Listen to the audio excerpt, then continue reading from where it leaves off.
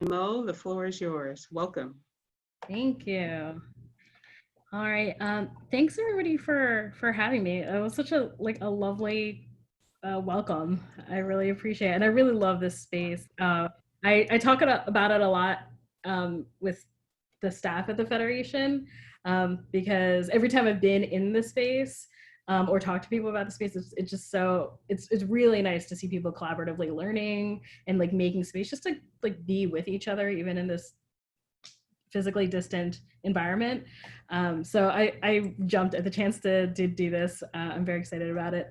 I will also apologize. My neighbors are being a little bit loud right now, and I live in a double house, so I hope you can't hear it. But if you do, there's might be a little bit of background noise. Um, so I'm gonna be talking today about the history of worker co-ops. It's gonna bleed like a lot into kind of what's happening now to kind of like bring it into like what's happening in kind of like the worker co-op sphere at the moment.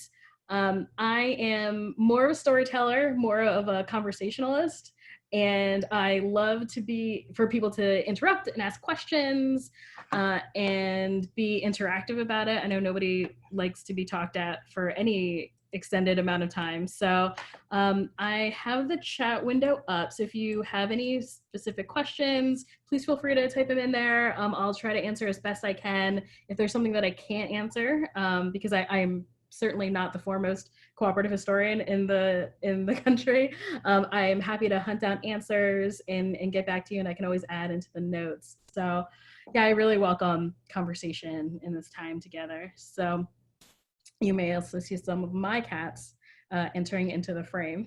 So just a little extra delight for you tonight.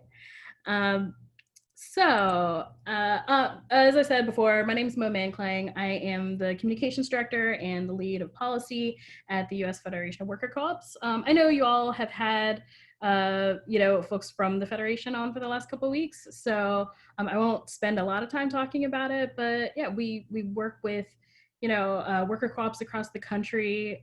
It's really exciting because the worker co-op sphere has accelerated a lot in the last decade, and particularly the last 5 years.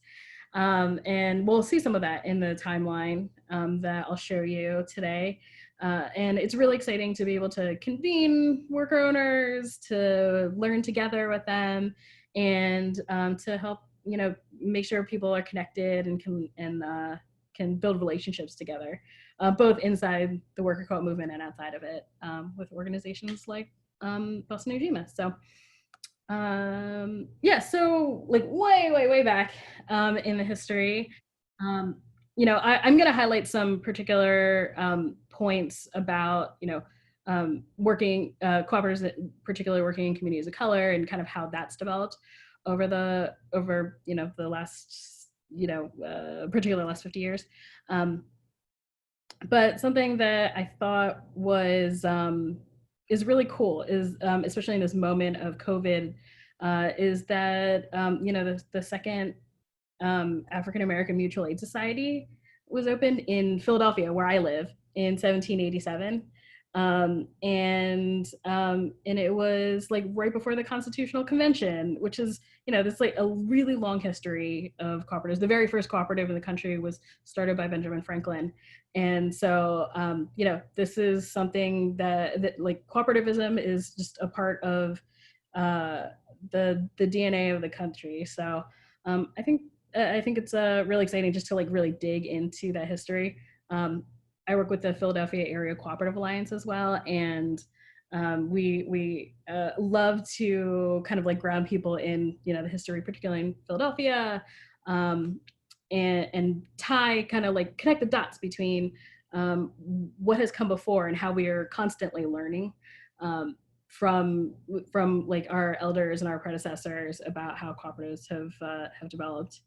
Um, so one of the next kind of big highlights is the Young Negroes Cooperative League. You'll see on the side, those are pictures of Ella Baker and George Schuyler, who formed in New York City the Young Negroes Cooperative League to just bring people together.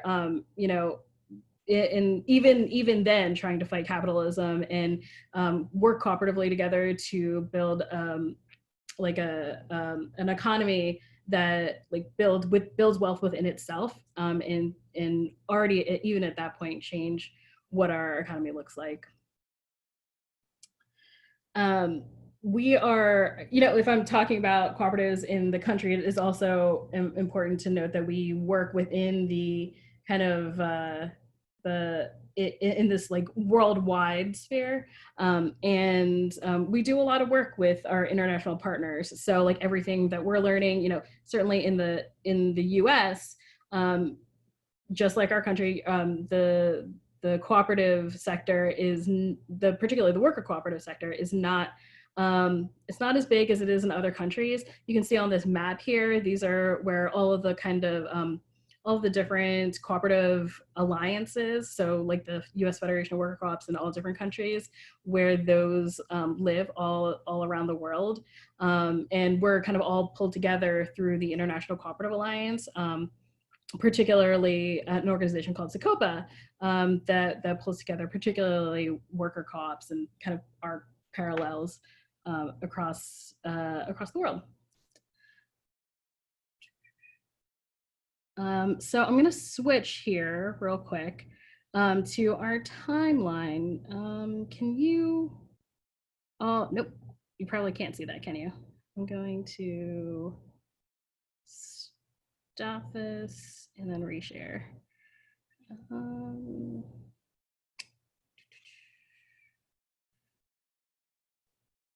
Bear with my technological trying to do this. So I also love technology, so I learned a new tool like just for you all to keep track of the timeline of worker crops.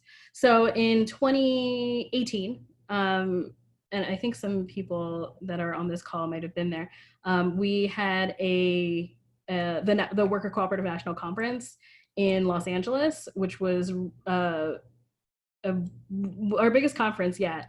And there were, I think, close to 500 people there. And we had everybody put together this really amazing like timeline on a big piece of fabric. And then I translated that into this. So this is just I'll like scroll through it really quickly, a timeline of a lot of the big highlights of like worker cooperatives over the last, like since as far back as like our kind of collective knowledge has started. So one thing that I love about this is that it's going to be ever growing, because every single day we're learning about new cooperatives that are forming, and ones that just weren't on our radar. So this history builds upon itself like more and more and more as we go along. So it goes all the way back like pre-1900, and this is mostly focusing on worker co-ops, but you'll see like even back in like the 1920s, there's like co-ops forming, there's legislation. You'll see that the points that are in blue, those are legislation that passes in support of cooperatives. The first National Consumer Cooperative Bank starts. The Cooperative Fund of New England, who I believe a bunch of you probably are familiar with, so one of like our friendliest lenders in the co-op community, as well as Shared Capital Cooperative. Like, so, like we're starting to see like funds being dedicated towards cooperative work, which clearly has done a lot of good. So that's around kind of like 1975, and then we start to see a lot of like our biggest worker co-ops founded. So Rainbow Grocery was founded in 1975. Fun fact about them is that they are the largest, I will get to the colors in 1 second. They are the largest retailer of granola in the country. So they're located in San Francisco, and I just love that fact. It's such a weird fact to know about the country.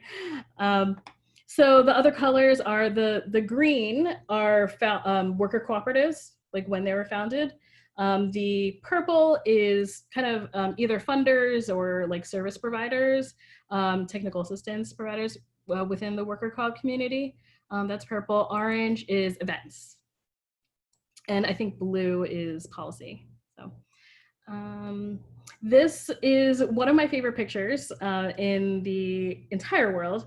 This is from the Philadelphia Area Cooperative Alliance. We did a program called 20 Book Clubs, 20 Cooperatives. So, like I said, I love group learning. And this was a program where we had groups sign up just to study cooperative economics and study whatever their interests were. So if somebody wanted to start a business, like a construction company, or there was a tool library, there was a sex workers collaborative, there was, I'm trying to think of some of the other ones. There were a couple construction, there was a bookstore. It was all different kinds of industries, all different kinds of people coming together to learn twice a month for 6 months. And then the people who are kind of like, yeah, we want to actually start a business, they did another 6 months of a business incubator. And this was one of the gathering events where we brought everybody together.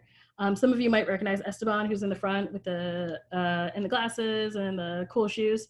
That's our executive director. He has the best smile and is in all the pictures. So yeah, I always love to show this picture off.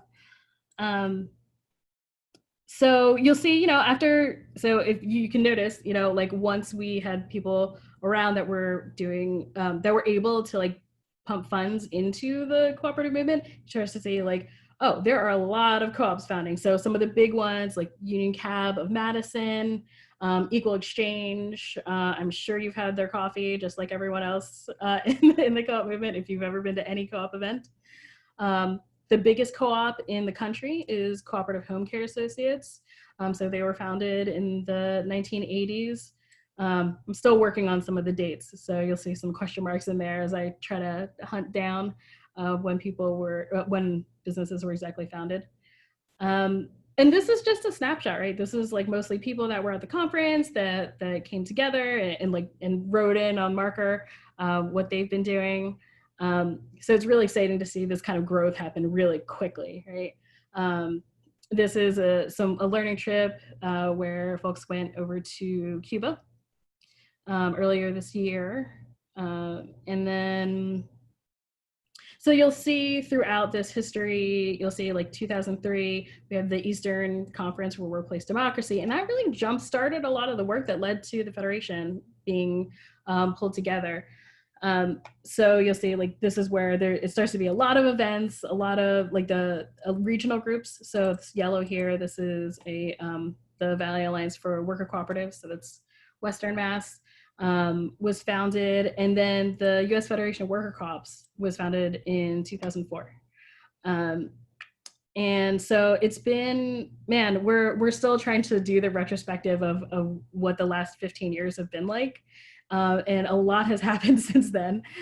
So, the Eastern Conference predates the U.S. Federation of Worker Co-ops, and then it's continued since then. Yeah, there are quite a few in Madison, Wisconsin. I'll share a map in a little bit of the kind of like worker co-op hotspots across the country.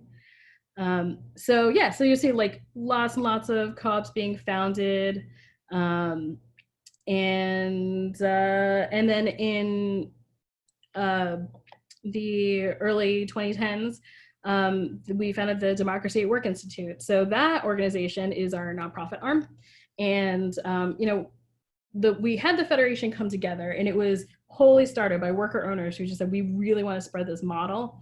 And then we grew and grew and grew. And then it got to the point where we realized, like we really need like people focused on scaling the movement. And we need to do research and write papers that will help support our cause and help to support legislation that we want to get passed.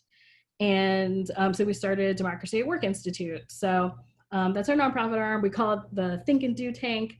We collaborate with them on things like the census. So you might have seen, I know I dropped some off the last time I was there, our worker co-op directory.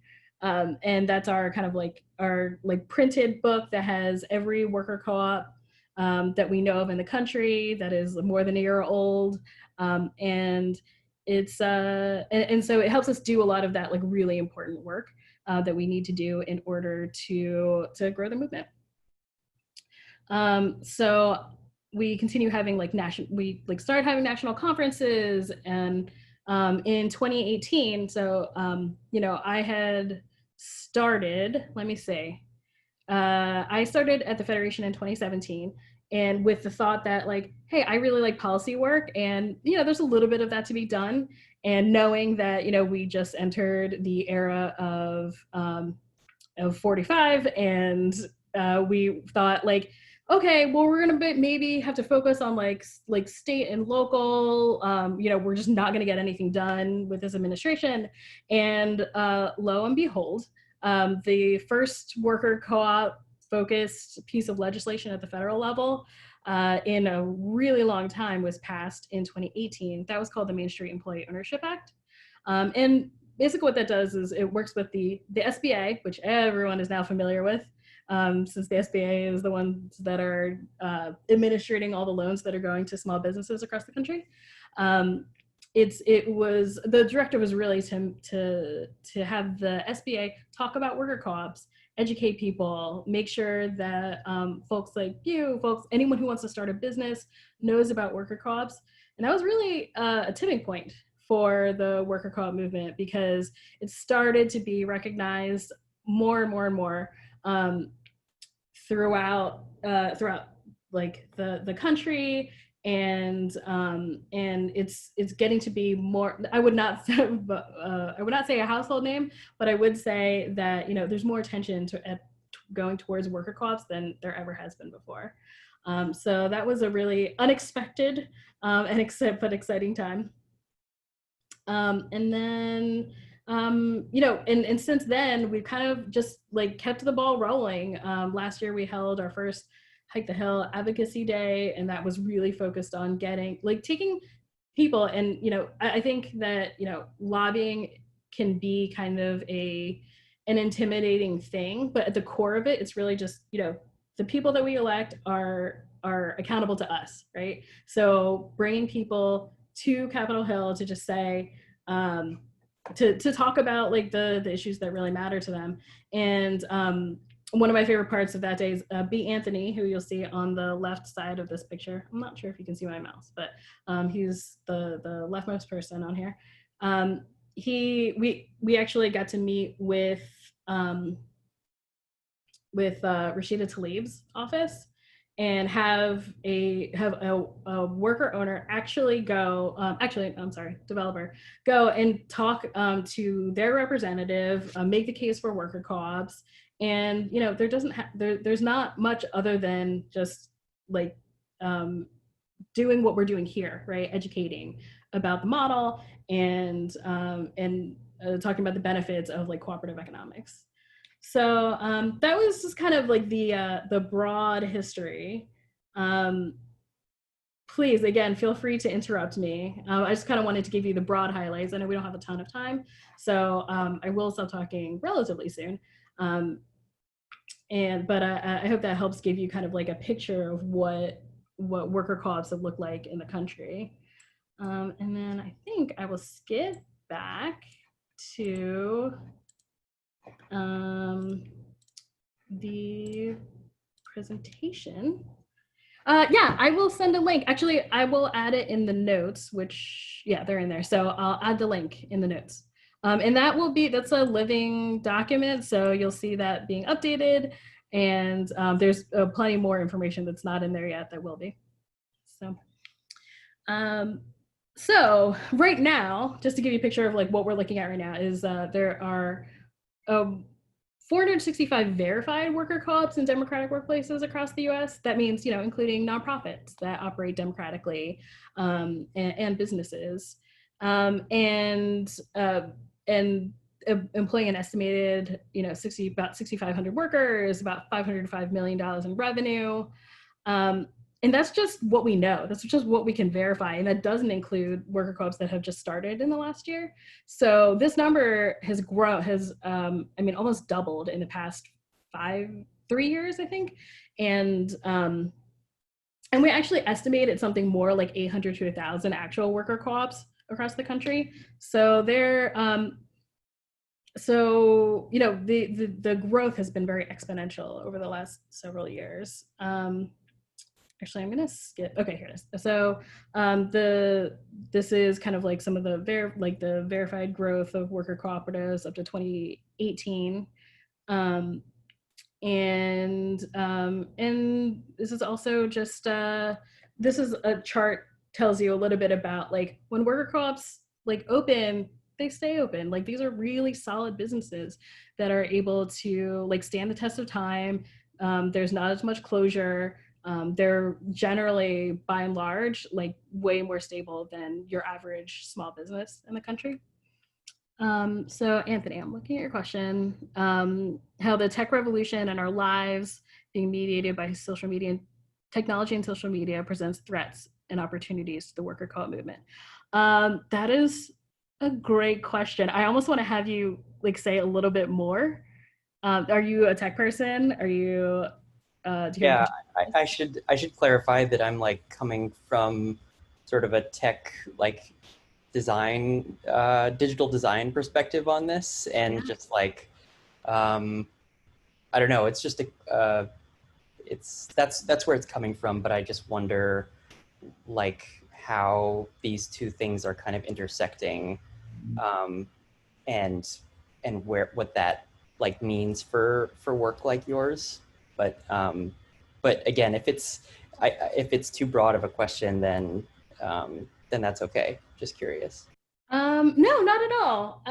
I'll leave this next slide up while I answer your question.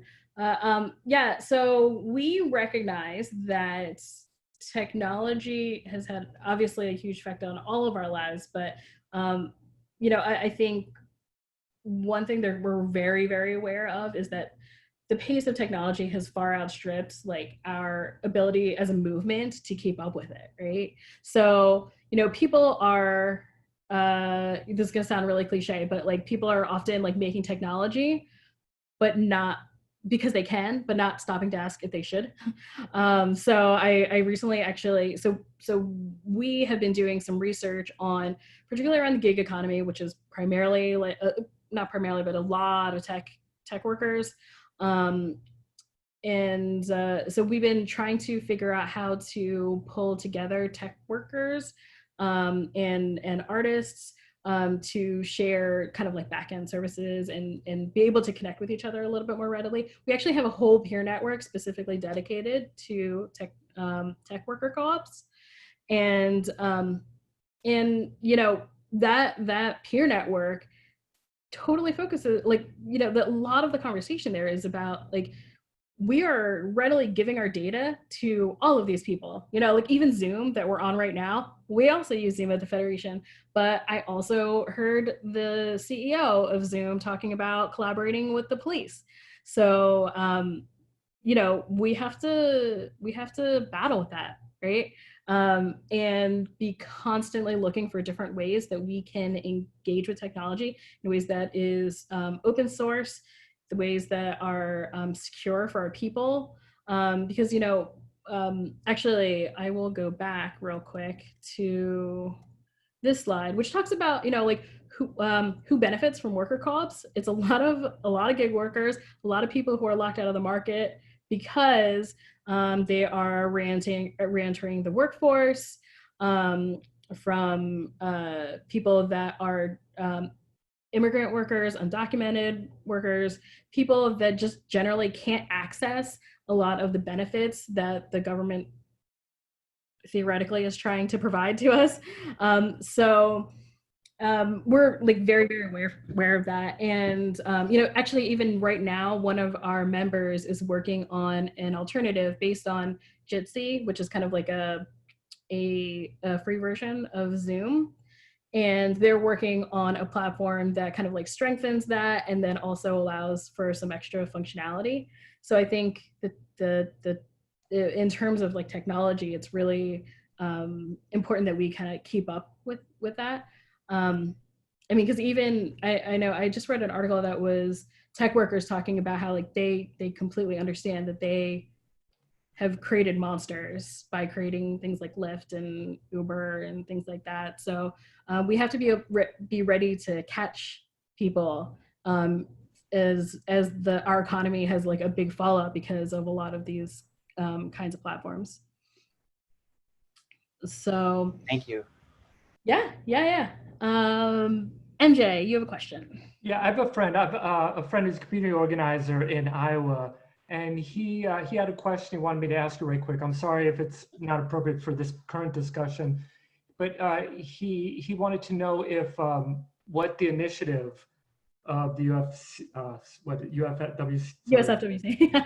so what the state of it was with the union project. Do you know what I'm referring to? Yeah. Actually, that is the project that I was talking about, like trying to gather around gig workers. So I will give you a sneak preview. I don't know. Contact of somebody I could send him to. No, it's okay. So we actually just hired somebody to focus on what's called the Freelance Co-op Initiative. Mm-hmm. And the name will be, I think it will be unveiled at our member meeting on July 22nd. But the idea is that we understand that, like, for someone who is a gig worker, healthcare is awful. Administrative burdens are really, really awful. And it's kind of, we've been working in tandem with the Freelancers Union. Mm-hmm. To do some research on platforms that can help make life a little bit easier for worker co-ops. And I think this is the question that you're asking, that it just occurred to me that you might be asking a more like actual labor union specific question. It just sounded very generic, like there was some idea of how the co-ops can collaborate with the unions, and it wasn't more elaborate. Gotcha. I know there's a lot of this talk, people are always talking, there's like this war that goes on between, like, people say, no unions, you can't trust co-ops, and co-ops, people are like, no, but the unions are bureaucratic, and sometimes it's just kind of really interesting to see how people actually collaborate, the two entities. Yeah. So we actually have a union co-op council. Okay. So it's completely made up of people that have worked at a union or have some affiliation with a union. Some of them actually are people that work at unions right now that are just mm-hmm. interested in the overlap between worker co-ops and labor unions. So we have bi-monthly meetings that talk about that, to build relationships. We have at any federation event, we mm-hmm. also have like a union co-ops event where we bring mm-hmm. local organizers. I'm actually really excited about this year because we have an opportunity, because we're not going to be in person, we're mm-hmm. actually going to have more of an opportunity to bring the labor movement and the worker co-op movement together, because, especially with, if you were all checking the Janus decision last year, which basically decimated labor unions last year by making membership non-mandatory. The labor movement a lot of the worker co-op movement is built upon the shoulders mm-hmm. of the labor movement, right? And we are concerned with the workers. So we're always looking for ways to collaborate with unions. Some of our co-ops are actually both affiliated with union and our worker co-ops. So the largest co-op in the country, Cooperative Home Care Associates, is actually, they are affiliated with SEIU mm-hmm. And get their healthcare and admin through them. Thank you so much for the answer. Yeah, no problem. Fun question. I love it. What's the most impactful type of co-op business that you're aware of? Oh man, I feel like you're asking me to play favorites, and that feels hard. I totally have favorites. But in terms of community well-being, you know what? I would actually say there's something to, I'm not going to single out a specific co-op business, but I will say the regional networks of cooperatives really are really focused on like community well-being, and we've seen that through COVID, right? So as all of these kind of like mutual aid networks have been, I know a lot of them existed pre-COVID, but have been a lot more visibilized through this pandemic. We've seen a lot of our members like creating new mutual aid networks, connecting with mutual aid networks that already exist. So for instance, the New York City network of worker cooperatives is, they coming together to do, to fill out loan applications together, or to figure out like food distribution together, and like share some kind of like one-on-one experiences. The network of Bay Area worker co-ops, affectionately called No Boss, they actually have been doing like a Skillshare series. And then I know actually one worker co-op in Santa Clara actually has like created a program to organize like local restaurants to provide food to healthcare workers during this time. So I guess I will single out a particular worker co-op that's a slice of New York. And also seeing, co-ops like Opportunity Threads, which is it's a sewing worker co-op in North Carolina, being able to really quickly connect with cooperative home care associates, which is home care workers, to create personal protective equipment. So I would say, I think the most impactful ones are the ones that you have a whole committee that's focused on, like, what are we doing for other co-ops? What are we doing for the people in our community? So Opportunity Threads, to continue that example, is a great history of like they've created this Carolina textile district, and they're working with businesses that are not even cooperatives, but they are spreading kind of like the cooperative ethos through like shared services, shared production. They work together really closely around like to figure out healthcare options, to figure out distribution, things like that. That was a fun question. Thanks. So I'm looking at the time and I'm realizing I'm gonna spin through a few more slides, but then I will open it back up. So if you have any other questions, I will answer them. One thing that I would really, speaking of things that stun you, the last year's worker co-op census showed that the average hourly wage at a worker co-op is $19.67, which is far and away higher than most of the minimum wages in most of the states where worker co-ops exist. And one stat that really makes me really angry and also makes me feel really good about our movement is that the average corporation in the US, right, the ratio between the highest paid person and the lowest paid person is 303 to 1. And the average ratio for a worker co-op is 2 to 1. So when we're making the case for equitable, like a more inclusive, equitable economy, like worker co-ops are it, man. It's like, this is how you create accountability. This is how you create a transparent systems where workers understand where the money is going and are able to share in the value that they're creating. So this is just like a couple, oh, here it is. So there's just a couple stats to kind of underscore that.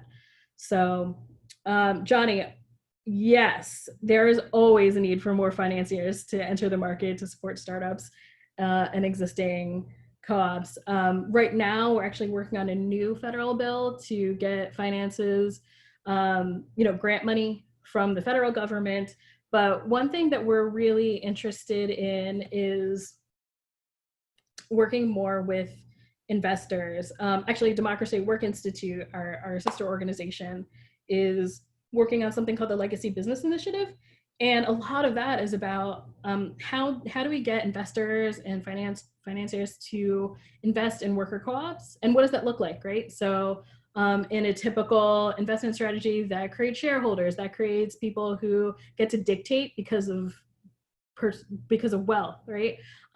But as I'm sure some of you have been to Democracy Brewing, which has investors, but they don't get a vote, right? So the power of the still lives with the workers. So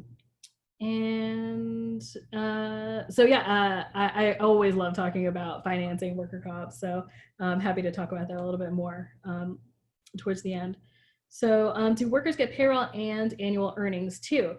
Yes, so it differs from co-op to co-op, but a lot of co-ops typically they'll have their base wage, and then at the end of the year they'll get what's usually called patronage, and that's whatever profits they get at the end of the year. The co-op decides what to do with that money. Some of it might go back into the business, but some of it gets paid out as patronage dividends. A couple things that I think are pretty it makes me happy is that, you know, there's been a real shift in in gender and race in worker co-ops. So we're a primarily female movement. We are primarily people of color movement. So thanks, Claudia.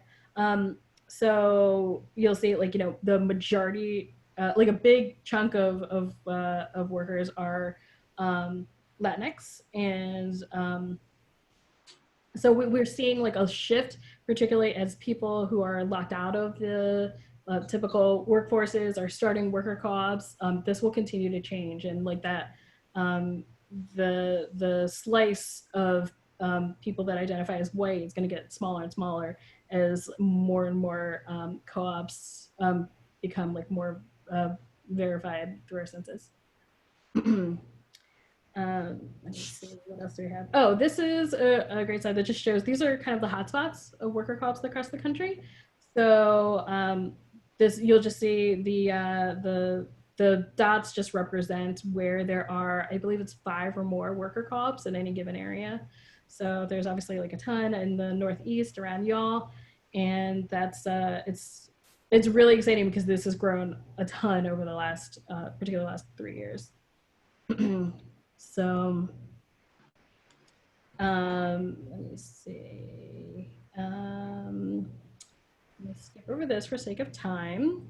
I didn't have enough pictures. I realized like towards the end when I was creating this, and I love pictures. So this is just a little shot of, in the bottom right, Jamila, who runs the Philadelphia Area Cooperative Alliance. The top left is our board and staff. And I just like, you know, like these pictures that like really illustrate like what our movement looks like. So if you're like me and you've ever looked at a picture of a board of a nonprofit or anything like that, it tends to be pretty white. But it's really great to see, like, historically worker co-ops, particularly and increasingly, have more people of color in them. There are, I think one of the biggest things that I really want to note in this space is, you know, our work with our alliances with movement. So, you know, like even like being here, right? We recently presented with the Women's March. We helped inform the latest update to the Movement for Black Lives platform. There is like cooperative economics are a tool, right? So I'm clearly very biased, but I think that like the more that we're able to be in spaces and be in community with people like you, who are able to share the model with like different communities and communities that we're adjacent to and that are similarly valued, it's really, really crucial to being able to really grow the movement. So we've spent a lot of time focusing on like, what does that look like, right? What does it look like for us to endorse platforms and work in community, you know, as a federation that's focused on worker co-ops, right? Like, how do we encourage our members to be in communion with people that are just outside of kind of the co-op bubble? So let me see. I see this question from Lydia about, are worker co-ops taxed as nonprofits? No, they are not. They're taxed like a business. It does differ from state to state. So in different states, I believe in Massachusetts, there is a co-op statute. So you're taxed according to your business form. So it depends on literally where you are. Most worker cooperatives are actual businesses, but some democratic workplaces are nonprofits, like Sustainable Economies Law Center in California. They're a nonprofit, but they also don't like so they get taxed as a nonprofit, but it more has to do with the model. And okay, so last question from Alexander is where worker co-op, worker owner tracks. Oh, okay. So yeah. Oh, you know, I really want to talk about this. So I'll try to answer this question and then kind of wrap up. So, um, the worker the structure of a worker co-op really is dependent on the people who start it, right? So bylaws can look really different from workplace to workplace. So PV Squared Solar, which is in Western Massachusetts, they have a track that's like a year-long track. So you apprentice, you get a mentor. There's like study things to do to be kind of like included in the membership of the worker co-op. And those people would be like, you know, I forget what they call them, but it's like, you know, like on track to membership. So like they're employees, but they're not yet owners. You know, like any business, you want to make sure that people are really committed to the work. So I think most worker co-ops have some kind of grace period where they kind of like vet the people, they have them work for a little while, and then they are like tracked for membership. So it can vacillate anywhere between a couple of months and a year. So I hope that's helpful. So yeah, so I just want to kind of wrap up with this thought about you know, red, black, and green New Deal. So this is something that admittedly like our executive director talks about a lot. I think they've even talked about this in maybe in I think in some Boston Ujima space, but I can't remember which one. So Nia, please stop me if I'm saying something that was already said in one of these sessions. Oh, okay, great. Yeah, in the Black Trust session. So I'm just gonna go over this briefly. So the idea here is that, like, you know, we right now in this moment, you all know this is a really pivotal moment in our history, and we think it should be a pivotal moment in our economy, right? So we really need a Black stimulus. We need for investment in our Black communities right now. So what it looks like is like really focusing in on creating businesses and helping for Black-owned businesses to not just stay afloat in this time, but to create more of them, to support them, to be helping to like educate about the worker co-op model in our Black communities. So this is kind of like the overlapping. I'm just realizing that doesn't look quite green, but the infrastructure is meant to be green. But it's like we have to create an infrastructure for leadership development. There's a lot of intentionality that has to happen through that. And it also it's not just about it's about investing in our Black communities. It's about also focusing on like on climate change, right? So you know, we have been working with AOC's office on different proposals for the Green New Deal and what that might look like. So what does it look like to specifically invest in communities of color to start construction businesses that focus on LEED certified building code, or solar installation companies, or even like home cleaning cooperatives that focus on eco-friendly materials. And I think it's really important to just, like, you know, as we talk about like, you know, the Green New Deal, it's really, really important to talk about like climate justice, investing in Black communities, and also like this idea of like community control and like community ownership. So, you know, like the future of this country is really, you know, like we're right in the middle of rearranging everything about like how we work and how we interact with each other. And it's a moment where we really have to look at all of our industries and say like, okay, we need to like look forward and see like what are the industries where we really need to make sure that there are like Black people getting jobs, that we're investing in like environmental advances, and making sure that the businesses are owned by the communities. So you're seeing that more and more and more in just kind of the common vernacular, which is really exciting. So So yeah, oh, that's it. This is just a little bit of tidbits. I know I'm over time. I'm sorry, Nia. I ran a little bit over, but I am happy to hang around if there's any time for questions, or you can also email me. I don't think my email's on here, but my email is mo@usworker.coop. So I know, like, we didn't have a ton of time here. I'm always happy to answer questions. Oh, thanks, and catch up with you all.